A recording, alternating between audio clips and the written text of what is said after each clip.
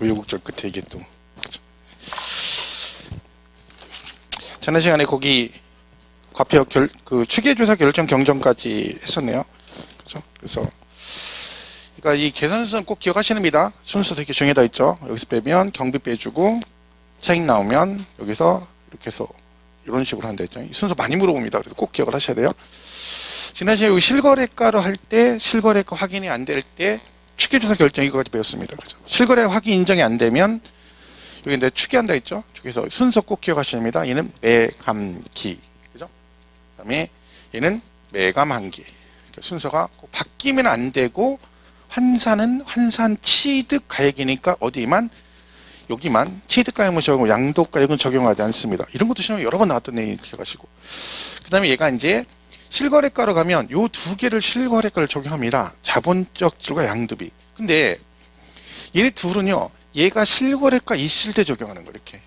그죠? 근데 만약에 그러면 취득가액은 실거래가 얘도 같이 들어가는데 얘가 실거래가를 안 가면 확인이 안 되면 얘를 경비로 인정하지 않습니다. 요금 요때 대신 뭘 적용한다? 요걸 적용합니다. 필요경비 계산입니다. 그러니까 취득가액 실거래가 확인이 되면 자본적 지출과 양도비를 기타 필요경비로 하고 얘가 확인한 추계에서 매감한기로 가게 되면 뭐 대신에 자본적 지출과 양도비 대신에 뭘 적용한다? 필요경비 계산공제를 적용한다. 이렇게 해서 정리를 하시면 됩니다. 그래서 요 공제율은 이제 따로 정해지는 거죠.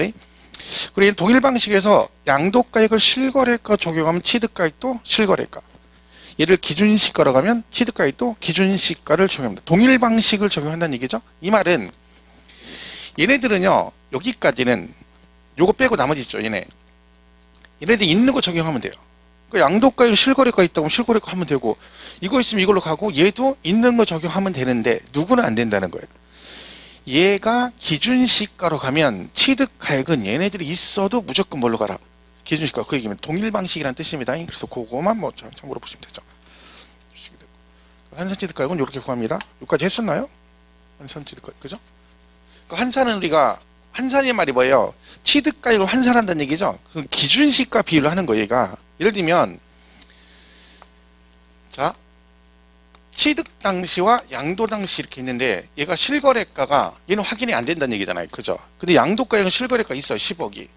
그러면 요걸 환산할 때 실거래가 확인이 안 되니까 환산 취득가액은 어떻게 구하냐면 기준시가 비율로 안분하는 거예요. 공시가격은 둘 다 있을 거 아니에요. 그죠? 이때 당시가 기준시가가 2억 원이었어요. 그죠? 근데 취득 당시 기준시가는 1억이었대. 그럼 이거 비율하면 되죠? 얘가 2억일 때 얘가 1억이대요. 그죠? 그럼 얘는 10억이니까 같은 비율로 나누면 어떻게 돼요? 이런 말겠어. 얘가 2분의 1이니까 얘도 2분의 1일 거 아니에요. 그 점 얘는 얼마야? 5.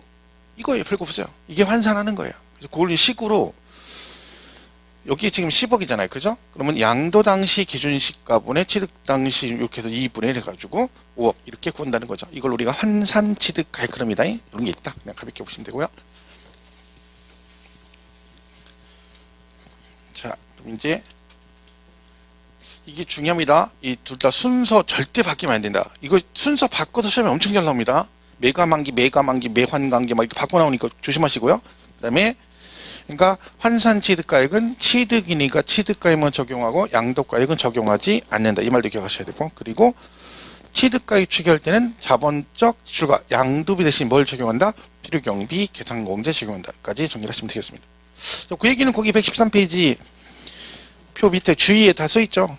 주의에, 그죠? 그거 참고로 보시면 됩니다. 그래서 뭐 이거 이렇게 보면 돼요. 자, 근데 여기서 하나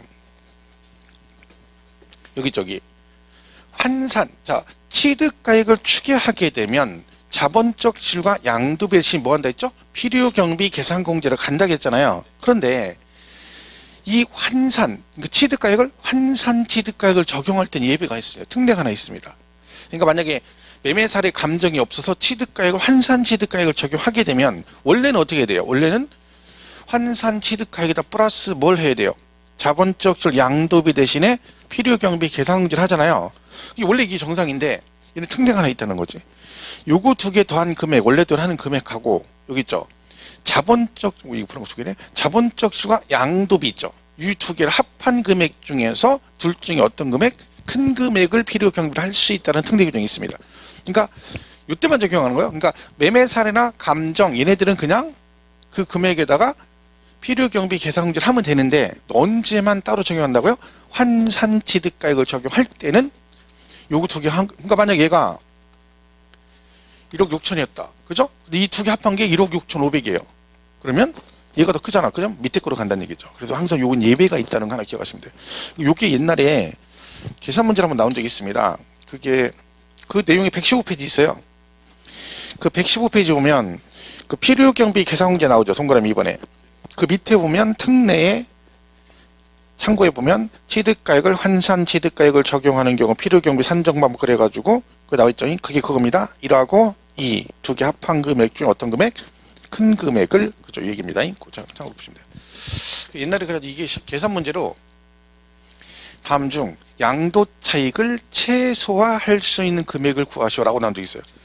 그냥도 힘든데 최소화래. 그죠? 그게 이거 이용하는 거였어요. 그 계산 문제 장난 아닌 거죠. 그죠? 왜? 그럼 환산 취득가액도 구할 줄 알아야 되고 이 환산에 특례가 있으니까 결국 어떻게 문제를 풀으라는 얘기겠어요.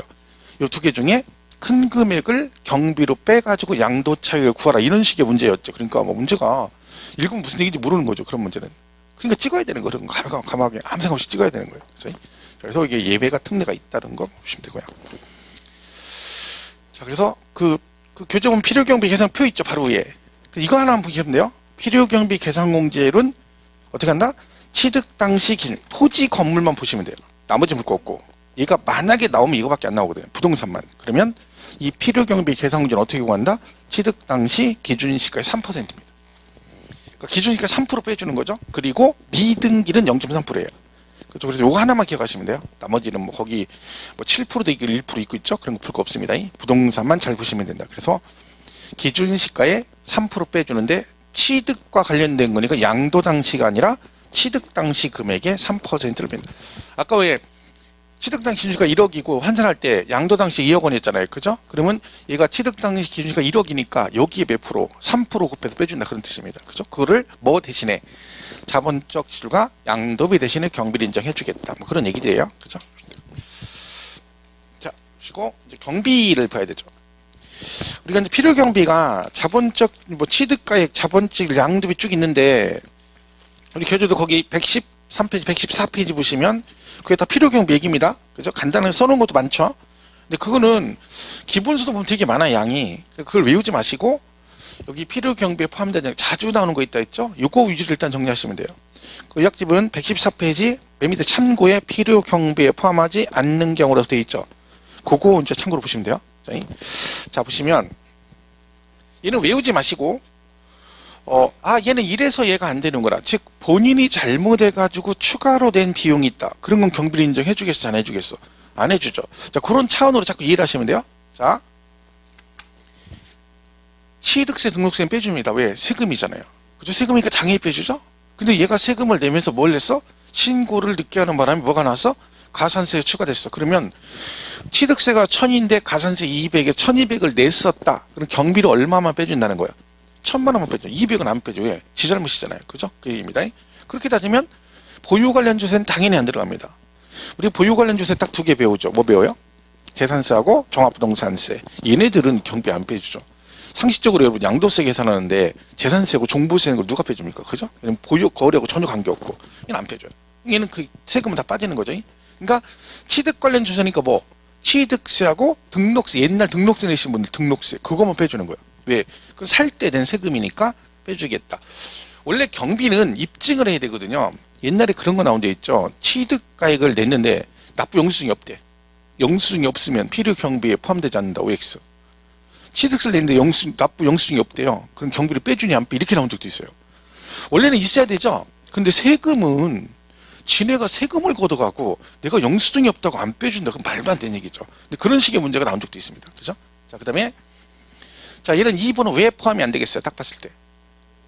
그러니까 본인이 이거 지문을 딱 보자마자 이걸 딱 얘는 얘 때문에 안 돼. 이게 눈에 보여야 돼요. 그래야 문제를 푸는 거지. 안 그러면 그게 안 보이면 결국 못 푸는 거죠. 읽었는데 어디서 많이 보긴 봤어. 근데 어디가 틀린지 안 보여. 그게 모르는 거잖아요. 여기 어디예요? 그렇지. 연체이자나 연체이자. 그죠? 연체이자는 누가 잘못한 거야? 본인이 잘못한 거죠. 그럼 여기에다 키포인트를 잡으면 되죠. 그런데